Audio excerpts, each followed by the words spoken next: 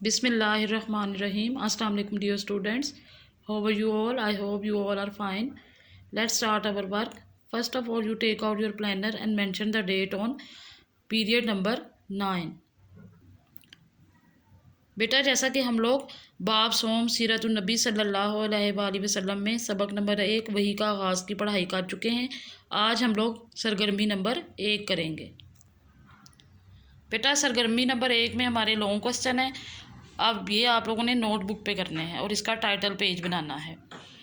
बाब नंबर 3 सीरतुन नबी सल्लल्लाहु अलैहि वसल्लम सबक नंबर 1 वही का आगाज़ सरगर्मी नंबर 1 सवालात और जवाबात हफ्ता नंबर 4 पीरियड नंबर 1 दरसी किताब सफ़ा नंबर 32। सेम ऐसा ही आपने टाइटल पेज बनाना है। सवाल नंबर 1 है पहली वही कब और कहाँ नाजिल हुई। अब आपने हेडिंग देनी है पहली वही माह रमज़ान में गार हिरा में नाजिल हुई। सवाल नंबर 2 है हज़रत खदीजा रज़ी अल्लाह ताला अन्हा ने आप सल्लल्लाहु अलैहि वसल्लम को तसल्ली देते हुए क्या फरमाया। आपने हेडिंग देनी है हज़रत खदीजा रज़ी अल्लाह ताला अन्हा। हज़रत खदीजा रज़ी अल्लाह ताला अन्हा ने फरमाया आप सल्लल्लाहु अलैहि वसल्लम हमेशा सच बोलते हैं, रिश्तेदारों के हकूक़ अदा करते हैं, बेसहारों का सहारा बनते हैं, बेकसों का बोझ उठाते हैं, मेहमानों की मेहमान नवाजी करते हैं, हक़ के मामले में दूसरों की मदद करते हैं। अल्लाह ताला आप सल्लल्लाहु अलैहि वसल्लम को कभी बेयार और मददगार नहीं छोड़ेगा। और इसको आपने इन्वर्टेड कोमास में लिखना है।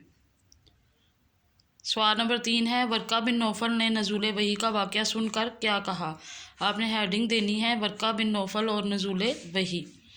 वर्का बिन नौफल ने कहा ये तो वही फ़रिश्ता है जो हज़रत मूसा अलैहिस्सलाम के पास आता था।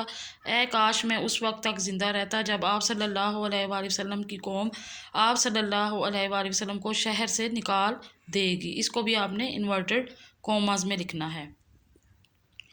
सवाल नंबर 4 है पहली वही में किस सूरत की कितनी आयात नाजिल हुई। अब आपने हेडिंग देनी है पहली वही में सूरह अलग की पहली 5 आयात नाजिल हुई। अब आपने ये सारे सवाल नोटबुक पे लिखने भी हैं और याद भी करने हैं। शुक्रिया।